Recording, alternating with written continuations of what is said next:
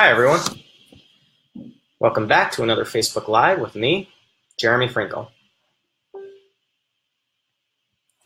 As you can see, this room is it's a little bit messy here. We're doing some construction in the house, but hopefully we'll have a nicer spot in the future.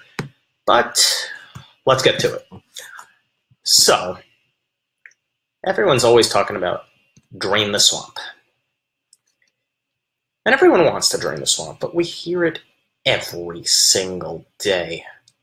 And it's just annoying at this point. Why? Because if it were actually happening, we'd be happy hearing it. We'd keep chanting just like at the rallies. Drain the swamp, drain the swamp, drain the swamp. Build the wall, build the wall, build the wall, whatever it is. But none of it's happening. I'm not trying to say that it's easy. It's not. This swamp's been there forever. DC is literally... Donald Trump was not the first one to come up with the name swamp for that city. I do think he's trying, but there's so much more that needs to be done. And Trump promised to drain the swamp. And I'm not saying he was lying, but it takes more than one person to drain a swamp. Why? Proof's in the pudding. 8 months into Trump's presidency, look at who's still in the government. Tons of Obama-era holdovers in the deep state. Tons of establishment types in the cabinet, aka the shallow state, and we still have these beta leaders in Paul Ryan and Mitch McConnell. And I don't want to say what I'm about to say about Ryan, because he seems like a decent guy, but McConnell's not just a bad leader. He's extremely malicious. If you've been following him ever since he's been the leader in the Senate, he's been sidelining conservatives for years. You can take a look at any special election, any kind of primary to try to take out a McConnellite. He's always on that side. He'll run fake ads. If you look at the Mississippi election, I believe it was 2 years ago. It was either 2 years ago or 4 years ago. I don't remember. I apologize. With Chris McDaniel, he was taking on Thad Cochran in the Mississippi primary. He ran ads calling McDaniel a racist, only because he had the audacity to be conservative. McConnell is only about his own power. But that being said, it's all this buildup. It's pretty understandable why so many Trump voters are disappointed that the swamp training isn't happening. I might be speaking for myself, because really, I only can speak for myself. But it would be remiss for me to doubt that most people feel this way as well. So what can we do to change this? Well, look at tomorrow. I don't live in Alabama, but a great start now would be electing Judge Roy Moore of Alabama to the United States Senate. This seat is a special election to fill the seat of Jeff Sessions, who became the Attorney General. I don't live in Alabama, as I just said, and I wish I could vote in this election tomorrow. But I hope anybody watching this who does takes what I'm about to say to heart. I don't know Judge Moore. We've exchanged in tweets a few times, I think. But I have followed his career for about a year now. The first time I heard of him was after an incident that I'll get to in a minute. But he is the prototype for the swamp draining. He stands on principle alone, and he, in his career, has shown that he will do whatever he can to promote the principle, even to his own detriment. He'll stand up for what's right, no matter the cost to him personally. Principle stands above everything. So let's begin with a timeline, 2003. Actually, let's go to 2001. Moore is elected and sworn in as the Chief Justice of the Alabama Supreme Court. He places a monument of the Ten Commandments in front of the court. In quotes, as I quote him, "To restore morality, we must first recognize the source from which all morality springs." We go to 2003. After usual lawsuits from the usual groups come, such as, the Southern Poverty Law Center, the ACLU, among others, and U.S. District Judge Myron Thompson of Montgomery, which is the capital of Alabama, orders the monument removed for violating the Constitution's ban on establishment of religion by the government. Moore refuses, and eventually he's suspended from his position, which basically means he's expelled. Suspended does not just mean temporary. Although on paper it does, in practice it's not. So let's fast forward 10 years later, 2012. Okay, 9 years later, fine. Moore is elected to another 6-year term as the Chief Justice of the Alabama Supreme Court. Come 2015, the U.S. District Judge, Ginny Grenade, if I'm pronouncing that name correctly, rules that Alabama's marriage laws outlawing same-sex marriage are unconstitutional. Moore rejects this ruling because one district judge can't dictate policy for anywhere else. I mean, think about it. You could think about any recent example of the courts being out of control. Trump's travel ban. Courts have zero jurisdiction over immigration, but here we are. They've taken over everything. That's another issue for another time, though. But eventually, the U.S. Supreme Court ruled in favor of same-sex marriage to legalize it throughout the country. So they take another thing that's supposed to be either a state issue, a local issue, whatever it is, and just find some magic wand to put it in the Constitution somewhere. And justices of the Supreme Courts have become kings, and they apparently what they say is the law of the land, off with your head if you don't listen. So, but either way, Moore refused to allow Alabama to issue the marriage licenses. Because of what I just said, the Supreme Court is overreaching. They can't make law. That's what the legislative branch is for. Legislative branch is supposed to make law. Executive branch, meaning the president, executes law. And the judicial branch, it's not really supposed to decide if a law is constitutional. That's another topic for another time. But what it was really meant to be was like, if a law was passed unconstitutionally, the legislative branch would have to go back and do it again, and the process would restart. I'll explain that in a different time if anyone's interested. But getting back to the topic, Moore again is suspended without pay, and that effectively ends his career, because at his age, he's not eligible to be elected again according to Alabama law. So when this happened,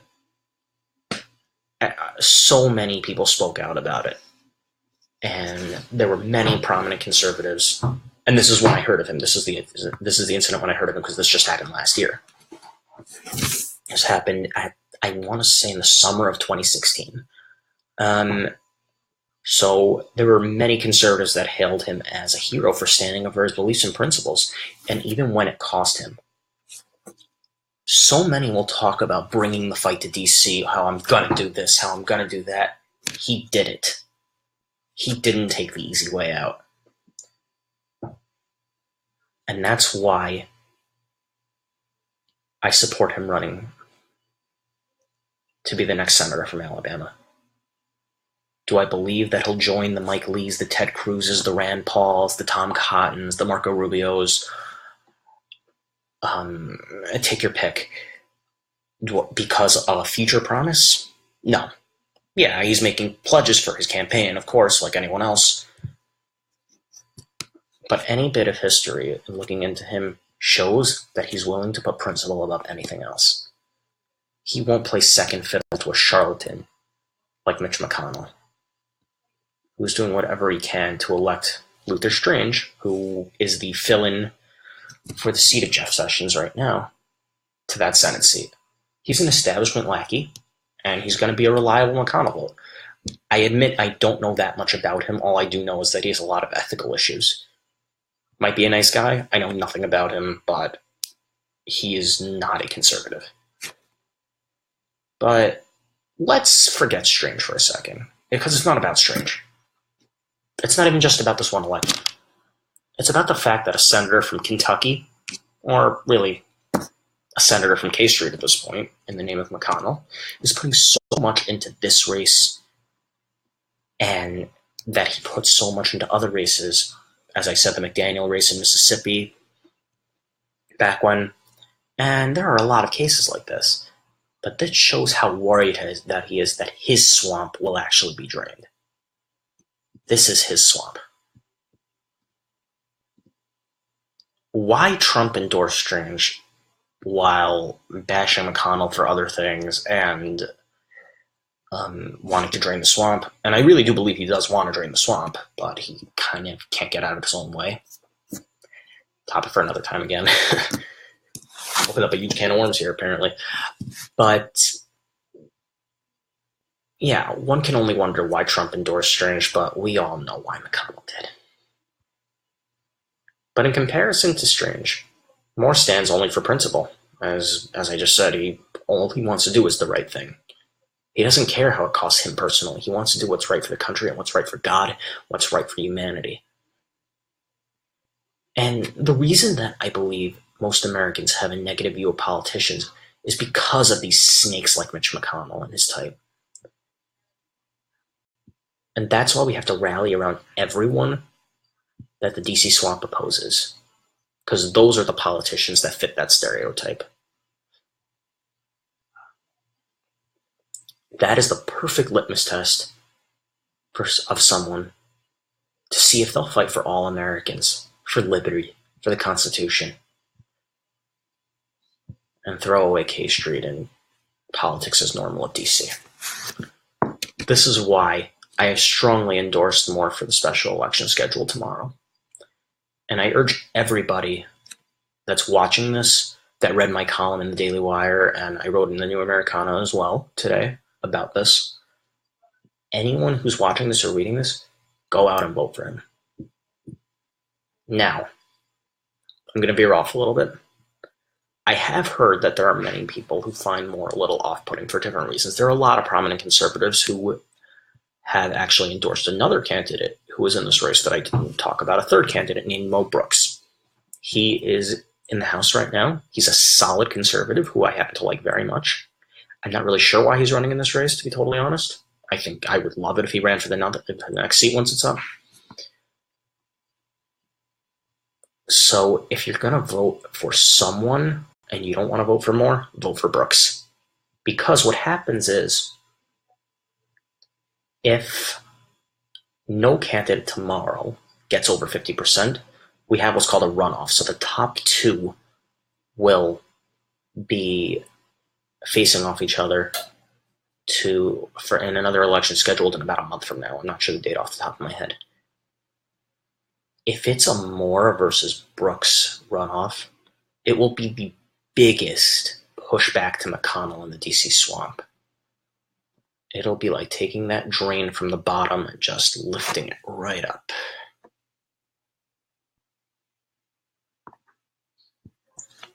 Brooks and Strange are neck and neck. Some polls have, I think most polls have Strange a little higher, but they're all within like 2 points. So it's all margin of error for the most part. And these two, Moore and Brooks, would probably agree on most things. Like, it would just be, I don't even know how this runoff even would work, to be honest. But if they agree on most things, it's probably going to end up being like more friendly race, and may the best one win. And we would get a solid conservative out of it, no matter who it is. But we need to do the draining of the swamp. Trump can't do it by himself. And not that he's not trying, but I don't think he's capable of it. I really don't. I hope I'm wrong.